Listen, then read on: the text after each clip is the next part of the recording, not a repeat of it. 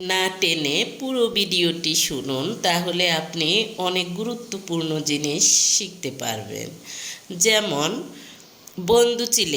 বন্ধু সিলেকশনের ক্ষেত্রে আপনি সবসময় এমন সার্কেলের সাথে মিশুন, আপনার বয়স অনুযায়ী আপনি এমন সার্কেলের সাথে মিশুন যারা আপনাকে পজিটিভ এনার্জি দেয়, এবং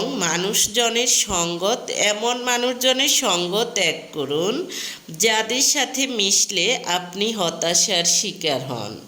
অর্থাৎ যাদের সাথে মিশলে আপনি দেখবেন যে আপনি তাদের সাথে থাকলে আপনি গীবত করতেছেন, গীবত করা বা গীবত শোনা, পরচর্চা, পরনিন্দা এগুলো করা শোনা কিন্তু সেম অপরাধ। তাই এ ধরনের মানুষের সঙ্গ থেকে দূরে থাকুন। অন্যদিকে আপনাকে কিভাবে সিলেক্ট করবেন, আপনি কি ভালো মানুষের অন্তর্ভুক্ত নাকি আপনি খারাপ মানুষের অন্তর্ভুক্ত?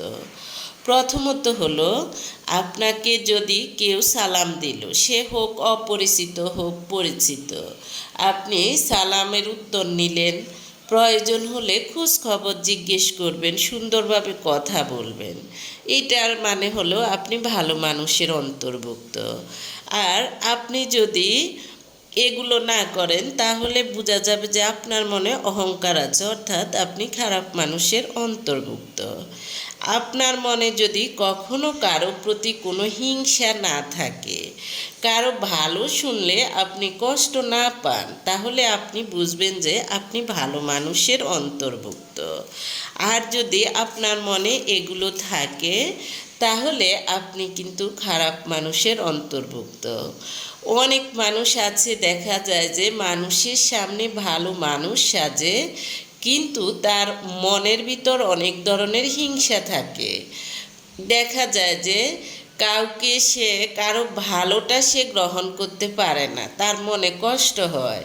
কেউ ভালো খেয়েছে, ভালো পড়েছে, ভালো থাকতেছে, এটা তার মনে কিন্তু হিংসার সৃষ্টি করে। সে এটা নিয়ে বিভিন্ন জনের সাথে সমালোচনা করে। তাহলে কিন্তু আপনি ভালো মানুষের অন্তর্ভুক্ত নয়। কাউকে ভালো কাজের নির্দেশ দেয়া মানে হলো আপনি ভালো মানুষের অন্তর্ভুক্ত। আবার কাউকে খারাপ কাজ থেকে বিরত থাকতে বলার জন্য আহ্বান করা হলো আপনি ভালো মানুষের অন্তর্ভুক্ত। আপনি বিভিন্নভাবে মানুষকে ভালো কাজের জন্য উৎসাহ দেবেন, তাহলে বোঝা যাবে যে তখন যত খারাপ মানুষই হোক সে ভাববে যে আপনি কিন্তু ভালো মানুষ। তাই সব সময় ভালো কাজের জন্য মানুষকে উৎসাহ দিবেন, সত্য কথা বলার জন্য, খারাপ কাজ থেকে বিরত থাকার জন্য, অন্যের ক্ষতি করা থেকে বিরত থাকার জন্য, তাহলে কিন্তু আপনি ভালো মানুষের অন্তর্ভুক্ত। তারপর অন্যদিকে অনেক মানুষ আছে যে নিজে কেমন বা নিজের কী ধরনের দোষ ত্রুটি আছে, নিজে দেখতে কেমন, সেটা কিন্তু তার মনে হয় যে সে কিন্তু 100% সুন্দরী, 100% জ্ঞানী, 100% কিন্তু সে পারফেক্ট, তার কোনো ভুল নেই। তখন তারা কি করে, অন্যজনকে কিন্তু ছোট করে কথা বলে, বিভিন্ন ধরনের ন্যাক্কারজনক কথা বলে। এই ধরনের মানুষ কিন্তু আসলে ভালো মানুষের অন্তর্ভুক্ত নয়। আপনি যদি ভালো মানুষ হন, তখন আপনি মনে করবেন যে আল্লাহর সৃষ্টি, সকল সৃষ্টি হলো কিন্তু আল্লাহর পরিবার। আল্লাহর পরিবারের যে কোনো সৃষ্টির সাথে ভালো ব্যবহার করা মানে আপনি কিন্তু ভালো মানুষ। আপনি যত বেশি সৎ কাজ করবেন, যত বেশি ভালো কাজ করবেন, আপনি তত বেশি সুস্থ থাকবেন, অর্থাৎ আপনার আয়ু বৃদ্ধি পাবে। আপনি যদি খারাপ কাজ করেন তখন আপনার মনের ভিতর বিভিন্ন ধরনের অস্থিরতা বিরাজ করবে, বিভিন্ন ধরনের হতাশা বিরাজ করবে। তখন কি হবে? তখন দেখা যায় যে আপনি বিভিন্ন ধরনের রোগের শিকার হবেন, এতে আপনার আয়ু কমে যাবে।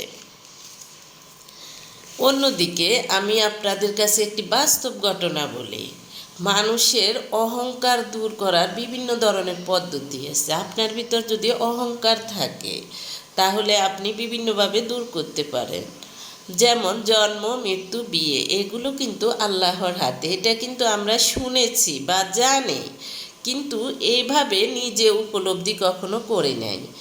আমি নিজেই উপলব্ধি করতে পেরেছি যে আসলেই এগুলো কিন্তু আল্লাহর নির্দেশ ছাড়া এগুলো 1 সেকেন্ড বা এর চেয়ে কম সময়ও কিন্তু হেরফের হয় না। আমার চোখের দেখা আমার এক আত্মীয় সুস্থ, উনি বাড়িতে গিয়েছিল, নিজের বাড়িতে গেল, বেড়ালো, সুন্দর করে বেরিয়ে আসলো সুস্থভাবে। ঢাকাও ওনার নিজের বাড়িতে আসলো, এসে 10 মিনিটও উনি বেঁচে ছিল না। 10 মিনিটের মধ্যেই উনি মারা গেল। যে পথ দিয়ে উনি কিছুক্ষণ আগে বাসে করে আসলো বসে বসে, সেই পথ দিয়ে কিছুক্ষণ পর উনি অ্যাম্বুলেন্সে করে সাদা কাপড় পরে মুদ্রা হিসেবে উনি নিজের গ্রামের বাড়িতে গেল। এর চেয়ে ভয়ানক সত্য আর কি আছে? আমরা অনেকেই ভাবি, কেউ অ্যাক্সিডেন্ট হলে বলে যে সে যদি এখানে না যেত তাহলে অ্যাক্সিডেন্টটা করতো না, সে যদি এখানে না যেত তাহলে সে এখানে মারা যেত না। আসলে কিন্তু এগুলো সব হলো ভুল কথা। তার মৃত্যু সেখানেই আছে, এজন্যই সে সেখানে গিয়েছিল। আল্লাহ কার মৃত্যু কিভাবে করবে, কার জন্ম কিভাবে করবে, কার কোথায় কার বিয়ে হবে, এগুলো সব আল্লাহ নির্ধারণ করা। এগুলো সব কিন্তু আল্লাহর সিলেক্ট করা জিনিস, এগুলো আমাদের মনঃপূত কথা না। আমরা অনেকেই মনে করি, আমরা যদি ওকে এখানে না দেখাতাম তার বিয়ে হতো না। আসলে কিন্তু এটা ভুল। আল্লাহ যাকে যেখানে নিবে সেখানে আল্লাহ যে কোনোভাবে নিবেই। এটা হলো আল্লাহর পরিকল্পনা। আল্লাহ হলো সর্বোত্তম পরিকল্পনাকারী। তাই সব সময় নিজের ভিতরের অহংকার, নিজের ভিতরের হিংসা, নিজের ভিতরের যে কোনো ত্রুটি দূর করার জন্য এইসব সত্যগুলো উপলব্ধি করবেন। তাহলে আপনি দুনিয়াতে এবং আখেরাতে অনেক ভালো থাকবেন। আর এভাবে ভালো